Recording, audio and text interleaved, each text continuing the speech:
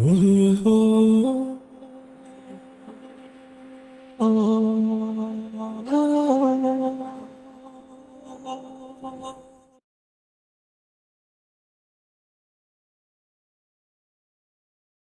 الحمد لله وصلي وسلم على رسول الله وعلى آله وصحبه ومن والاه ثم أما بعد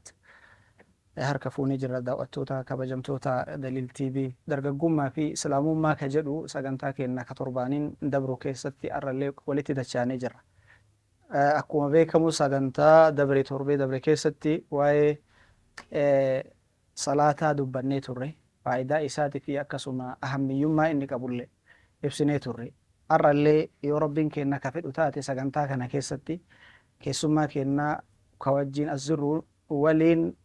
mushkilaan yookiin rakkinni nama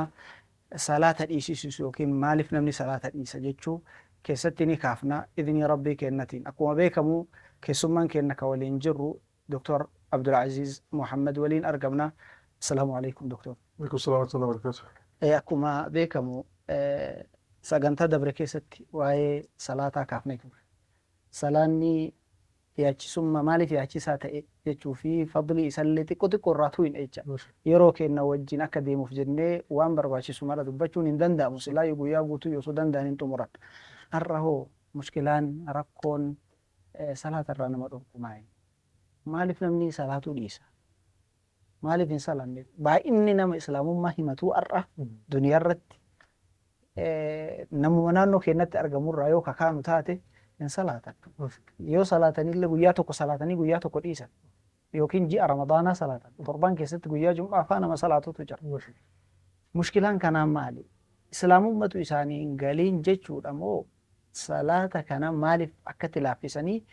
eega inni akkatti yaachisaa ta'e eega shari'aa waa'ee isaa namni dhukkubsatuu hin dhiisin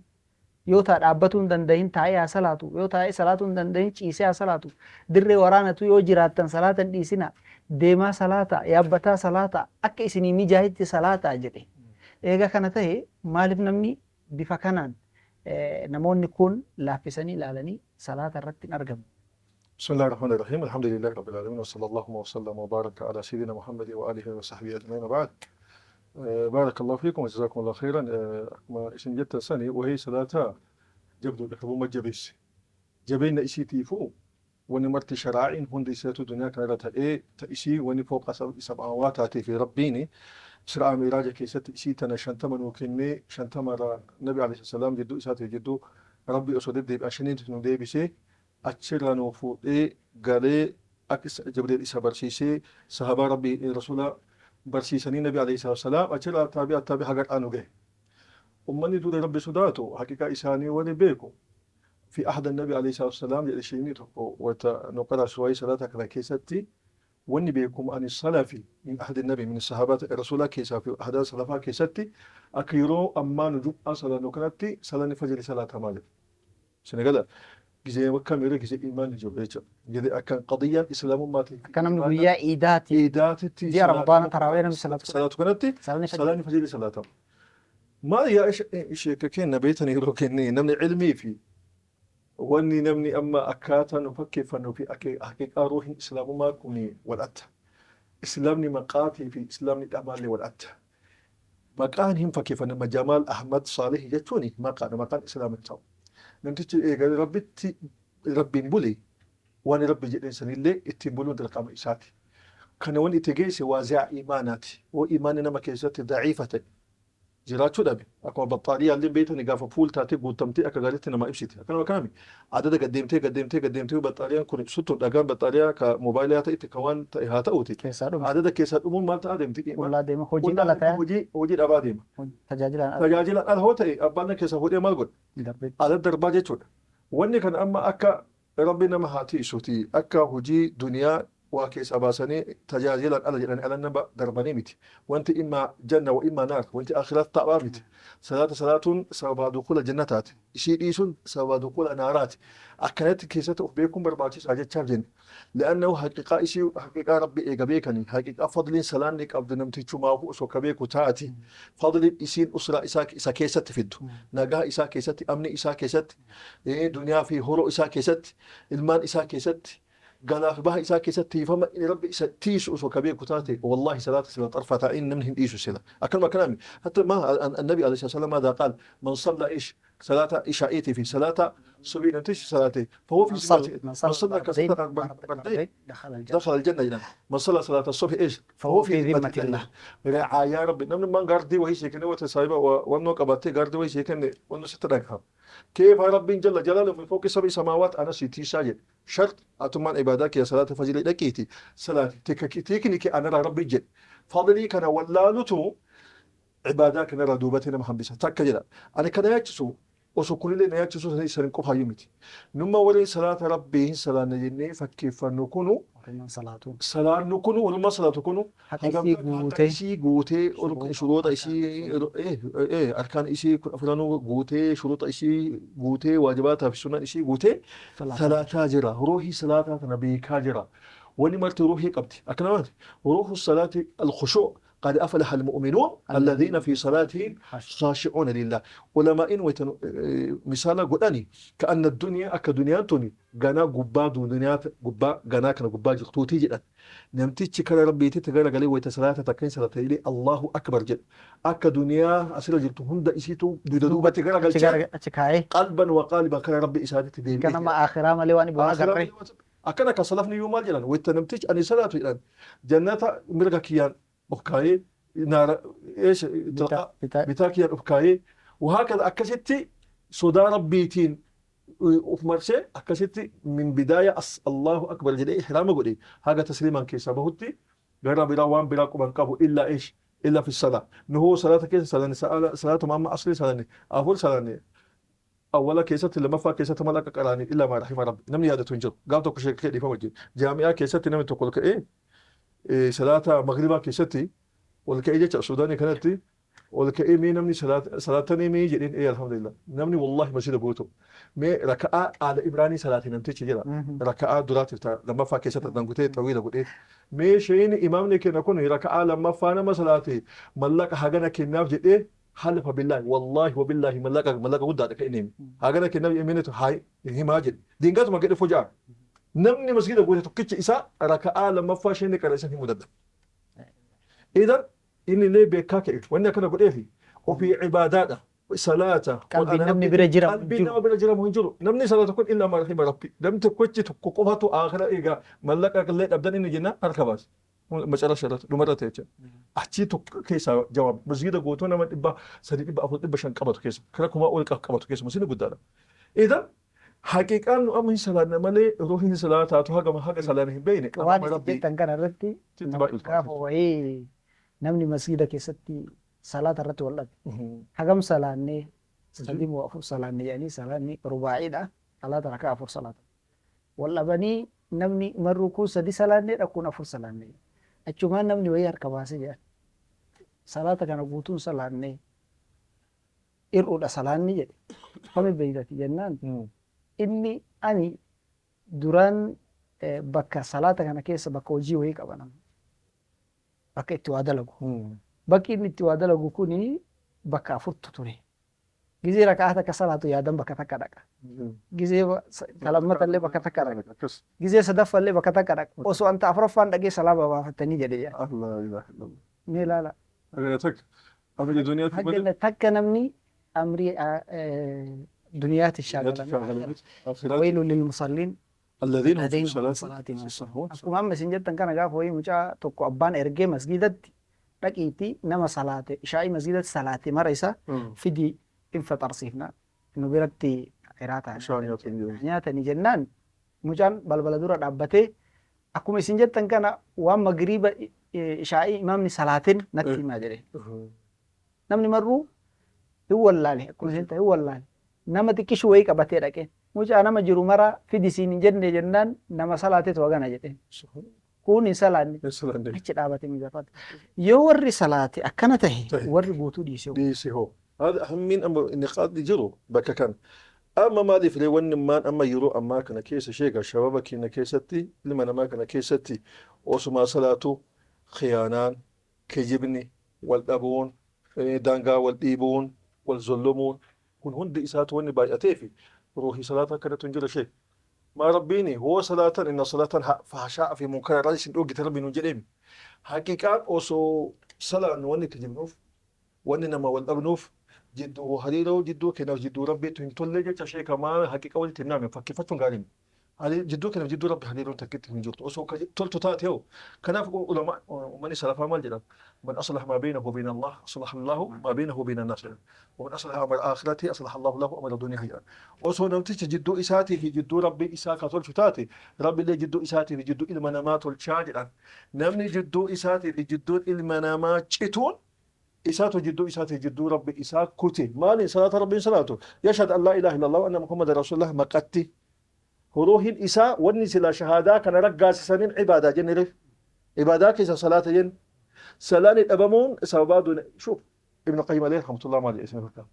إذا تريد أن تنظر مقامك في الآخرة انظر هيش أقامك هنا في الدنيا يوم مقامك كآخرة بيكبر بعد إيس ربي سلابي دنيا كنرتي وفلالي وقامك قميص جد خير إلى جرات فحمد الله عز وجل يتا ربي كيف فرفت يو خير هنتئني أنت بابا دنيا جرتا أغسلات هوبان نشوف همني كان ربي تيجي بعد سكنا في نما صلاة السلانين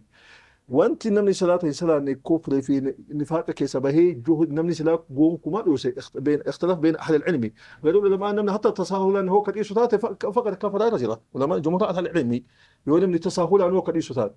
فضلا نمتي تشوغا فغريا كسنجة تنم جدي بلا نمني غير صدومي صلاة يوكان تربا صلاة جمعة صلاة قويا كان يسوني ربي وجيني خالق وجيني صلاة أكنا صلاة العبادة قاف غري صلاة قاف غري إيساني إذا من ما أتو نما تكو في ذاتي من كيسات وجد ويتيني قاف غري هو جدي قاف غري كديس تاتي من كنت شفت شيء كيف برب العزة والجلال إيه أمري كان دلاجا سنجري إيه دلاجا جداني أمو فضلي أكنا في أجل أكنات ربي أن إسني كنا فيزيكية كيس جرتني صلاة إيه صلاة آبون صلاة إيسوني وأنا ربي بلاتنا ما قافت شيسات إيمان الأبو نمان لينم أغرسيسا كنافي ضعف إيمانا كانت إيساسي صلاة ربي تتريبيا ولي صلاة الليل صلاة تاني خشوعا صلاة خشوعا أبو كنتو وأما هما في ومنكر كيسا ننكيتيني جدو كنا جدو حواسا لي ونبال ليسي صلاة كان حقيقة إساتي صلاة الأبو صلاة فكفتو كان قفا كيسا جرا إن فكفنو مالغونا مالي روح إساء إينيت روح إساء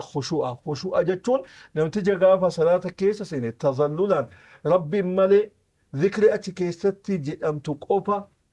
تمعون قلئتيني صدى ربيتين بؤتا أكمل النبي عليه الصلاة والسلام إذا مر بآية فيها تخويف وقف عليها وبكى كيست الأبد يو آية جنتها أرجوه يتوقف عليها يصل الله الجنة فضل ربي جنة ربي قافت ما لبران ترى النبي عليه الصلاة والسلام نو هاجم أكسي صلاة أكسي صلاة تجرب صلاة تنجرو بل النبي صلى الله عليه وسلم ماذا يقول لي بلال رضي الله عنه ورده النبي صلى الله عليه وسلم مالين وفتشيسة صلاة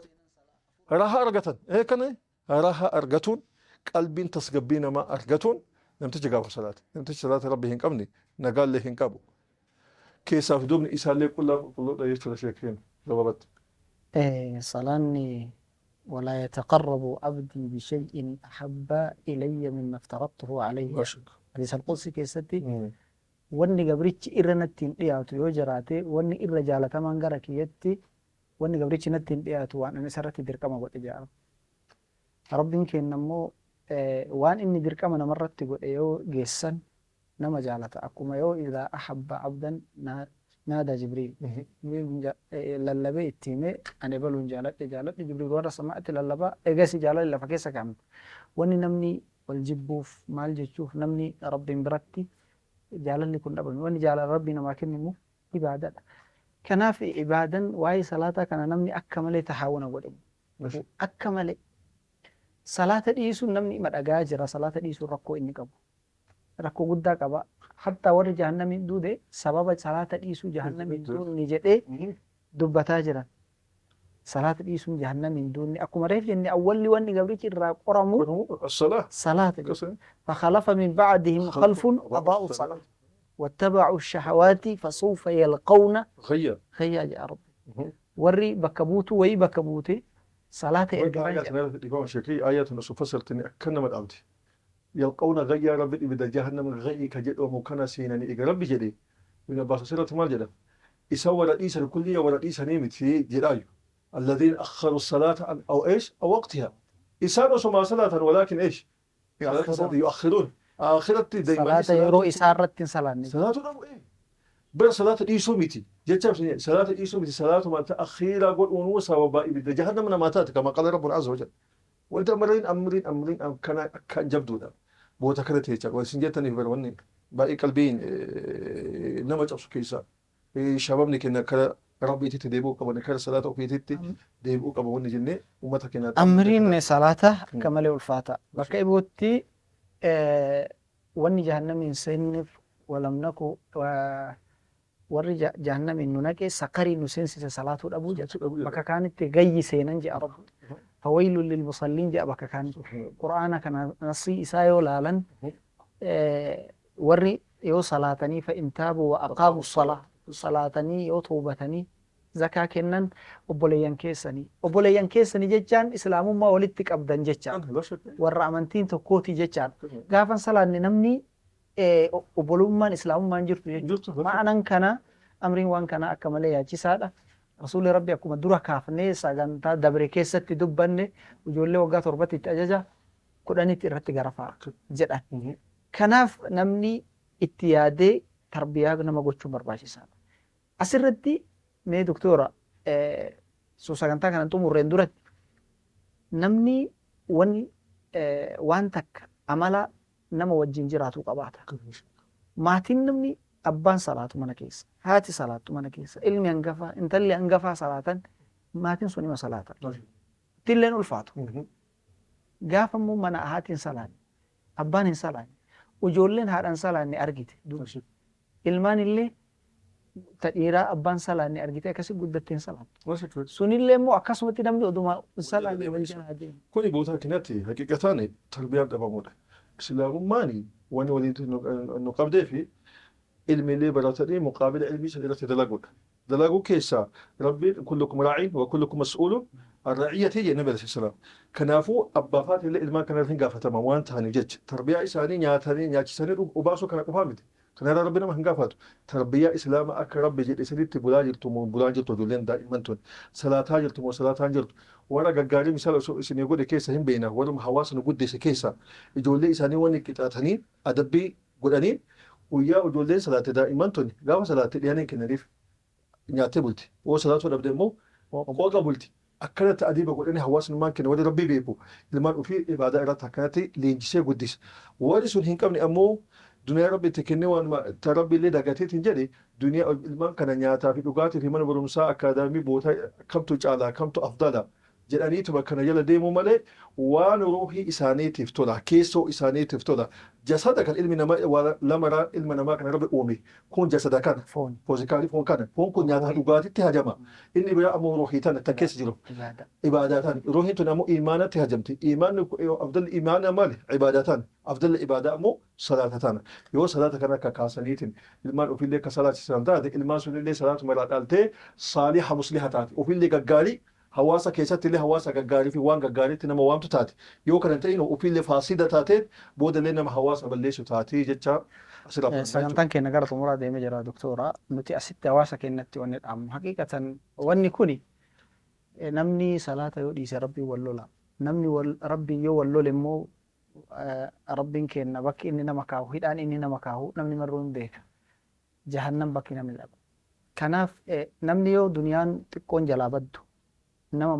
maatii manatti hin galchu haadha warraa mana ari'ee baasaa ijoollee manatti hin galchu haluu gaafa namni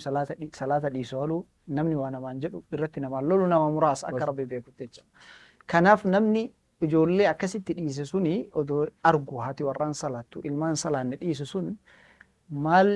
jedhee maal yaadee akkasitti isaan dhiisa akka isaan rabbiin kenna nama salaanne ibiddaan itti dhaadatu kana argaa jira ilmi isaa har'atan osoo fuudhanii haadha bira mana hidhaa duniyaa ka waan taane ka nyaatee dhugee keessa jiraatu kana keessa osoo inni kaayame haati rafteen bultu abbaan rafeen bultu gaafa ilmi isaa immoo sababa salaatuu dhabuutiin jahannamitti rabbi hidhee maal gochuu jedhan. Kana irratti maal jedhani nama tokkotu bilbilee ulamaa asrii kana irraa haadhatu bilbilee itti fatwaa gaafate fatwaa isheen gaafate kana keessatti maal jedhaniini ijoolleen jajjaba qaba guguddoo qaba hirribatu itti guddata hirribaa hin kaatu salaata subii hin deemtu manumatti salaatti